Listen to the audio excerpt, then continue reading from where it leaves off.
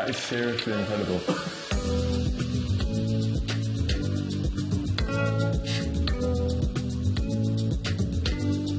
Welcome back to Food for Louis. I am actually with the guys from Bosch TV today, Ian and Henry, and they're going to teach me an incredible dish today. What are you teaching? A wonderful recipe for vegan steak. The recipe lives in our second cookbook, Bish Bash Bosh, and it's going to be the meatiest vegan meat you ever did have.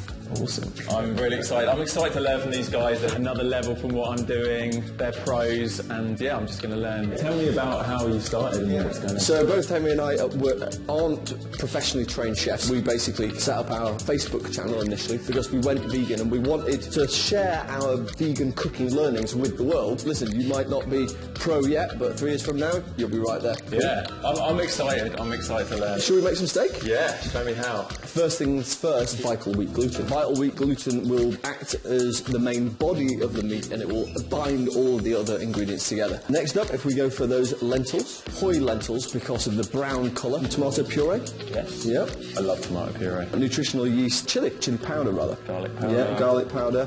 Pepper. Pepper, yeah, that's right. Dark soy sauce rather than light soy sauce because it's slightly more flavourful. Okay, and does this give some of the colouring as well? Absolutely, like the dish that you made with Henry on our channel, we were using ingredients that weren't so dark because obviously we were trying to mimic chicken, and with this we're trying to mimic red meat. Pop the salt in. Salt. Bring the ingredients together, keep it going. Yeah, cool, let's see. Yeah. So everything's blended together nicely. That lumpiness is going to give a nice texture, and magic is about to happen when that water goes in here. Keep it going. Now, so obviously it's got darker and it hasn't clumped together. It's gone into like little granules almost. That's right. This is exactly what you want, this kind of consistency. See what I mean? It's got a stickiness to it. So this is real simple. It's actually quite fun. Pour all that out there. The table is obviously very clean. Now what we're going to do is we're going to get rough with it. I believe that your uncle was a baker. Yes. Right, mimic him. Okay.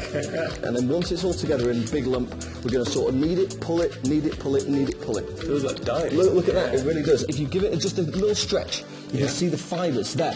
You see those fibres? That's going to be the recreation of the fibres that you would expect to see in a steak. Roll, bash, roll, bash. It needs to be reasonably wide so you can have 4 solid steaks. It's really tough now, that. You see? So you can just like pull this. It's sort of like flubber. Remember that movie back in the day? Yeah. Now just stretch it out so it's roughly the same width all the way. This really does feel like a steak. Right, you've done a fantastic job there. That's perfect. We haven't completely finished with all the rolling yet. Okay. All we need is 4 equal steaks. Which cut would that be? That wouldn't be a T-bone, maybe a rump? A rump? Yeah, sirloin. I feel like that's kind of sirloiny. So what we want to do is give this a rounded edge, manipulate it so it looks more steaky. It's kind of funny we're trying to make it look like meat in a way, but I think for a lot of people that are weirded out by kind of cutting meat out their diet and stuff, like this is the way to trick yourself into realising, an animal doesn't have to die for you to have a nice brown meat tasting thing on your plate. We're going to take these bad boys and we are going to give them a bath. Okay. We're going to literally boil them for 25 minutes. Then once we've boiled them off, it's marinade time. Oh, lovely. Nice, perfect. 25 minutes and we're good. Cool. Sweet. Look at these. Look at how meaty they are. I think they're the meatiest non-meat things I've seen. The next process is a very simple marination. Pop all those 3 ingredients into the bowl. Maple syrup. Maple syrup. Yeah. Olive oil.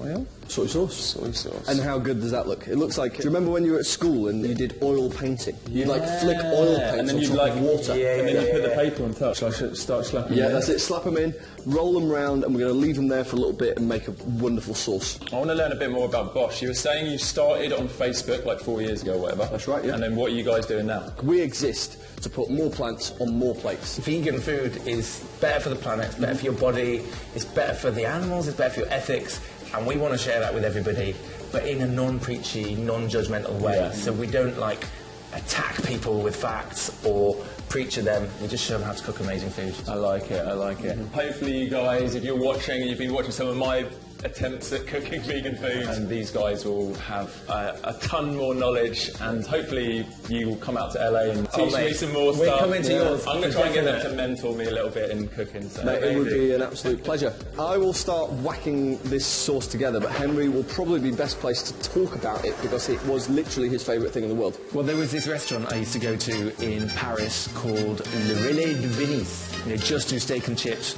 with a special sauce. No one knows how they make this sauce. It's like a kind of rich, green, tarragon-y, umami sauce. And I just missed it, man. Like, when I went vegan, I was like, I have to have that sauce. So we spent months trying to dissect how to cook this sauce, and that's what we're going to show you now. And the base of the sauce is shallots. A little bit of salt will help draw out the moisture quicker, so they'll be softer. So the next one that we're going to pop in is the garlic. Is this like garlic paste? We basically use a microplane, which is a very fine grater. It smells amazing in here, as you guys can't know, but trust us, it's good. This is our red wine vinegar. Capers, next. Capers. Big mustard. Mustard. Big mustard. Not little mustard. Yeah, it's a big mustard, not it's Dijon mustard, it's French, it's really creamy, it's very vegan, and it's exceptionally delicious. Soy sauce for a bit of umami. Right. Then we're going to pop in the salt and pepper. Vegetable stock, is it? So that's our veggie stock. Perfect. I'll just scrape all that loveliness out of the bottom there. Tarragon. We're using dried tarragon because we couldn't find any fresh tarragon anywhere in 3 supermarkets. But fresh tarragon's preferable, isn't it? Fresh is better. Fresh is going to give you more colour. It's also just going to taste a little bit fresher. Smell that. Now that the tarragon's in there. Oh my god. Yeah, it's quite remarkable. Wow. Trust us, guys, it smells very good. So this sauce now, we'll just simmer that down for a little bit. Nice. Probably a good idea to sort of give those steaks another sort of whirl around in the marinade, so the marinade is well covered all over. A question for you, as a man who has travelled very, very well over the last few years and has been eating vegan for 4 years, what is the best vegan food you've ever had? Of all places, I couldn't believe it, Medellin in Colombia. We went to this vegan restaurant, Justo, and it's in Medellin in Colombia. Every dish was just like mind-blowingly full of flavour. And I have another question for you guys. What would you say out of all the recipes you've got in your books and stuff, one of your favourite recipes that you would recommend? Our most famous recipe is probably our mushroom Wellington, a Christmas roast dinner centrepiece. Giant portobello mushrooms flavoured with rosemary and thyme and garlic, and then baked into a Wellington. I'm going to do it. I'm going to do it this Christmas for my Because family. we need to do it for Christmas, Yeah, right? I'm going to do it for my family. meal. The ultimate chili that we did in book 1 is very good as well. I really like easy peasy pasta, because like we said before, we set Bosch up to make plant-based food really accessible for people. So yeah, the easy recipes that we do are really good. Anyway, as you can see, I've turned off the cooker here. We just need to blend that up. So I've transferred. All done? I think it's done, man. Nice. So it just gives it a really nice creaminess all the way through, and it looks more like the sauce that Henry used to love in Paris. Oh my gosh, it's great. Yeah?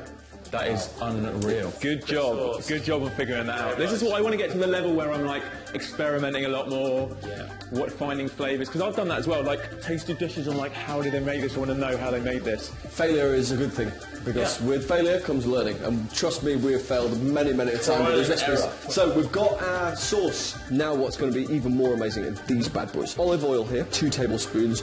Roll the pan around. Gonna get that up to, not so it's boiling, but just so it's nicely warm. Take one of those steaks. This will start to sizzle. What this is going to offer you is the bite that you really don't find in many other sort of plant-based food. Like this gives you that chew that a lot of people, when they're transitioning to a plant-based diet, really miss. We've got this coming away now, and I'm going to flip this over just to see how it's looking. Steaky, very steaky. Make no mistake about it, goddamn. Could you flame grill these? Like, are there other options? Absolutely. Anything you can do with a steak, you can do with it. You can put this on a barbecue. You can flame grill it. You could also bake it in the oven if you prefer. I'm going to do something naughty here. You would do this with a steak, right? You would baste it off. Now that's quite ferocious oil, so let's flip it back over to see how it's doing. That's looking good, man. That is looking. Look at that. So good. Right then, so our steak is now ready. The doneness is perfect, and the only thing that's going to complement this is Henry's wonderful sauce and some bad boy fries. Moment of truth. It's ready. Wow. What do you reckon? It looks unreal. Doesn't it? I just can't wait to eat it. To get the true Café de Paris style, you need to chop it into tiny little slices. This steak cut is absolutely remarkable. There's nothing like it. It's insane. Yeah, man. is it like filled tough or is it? Dig in there. Sorry. Wow, Unbelievable. That is super meaty. That is your steak. It looks steaky as anything. Wow. Do you want to do the honours with the drizzle? Go for it, bro. All right, here he is. How's that? Perfect. That's perfect.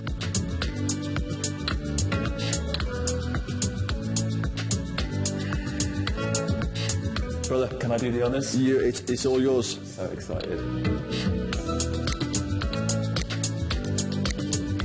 Oh my god.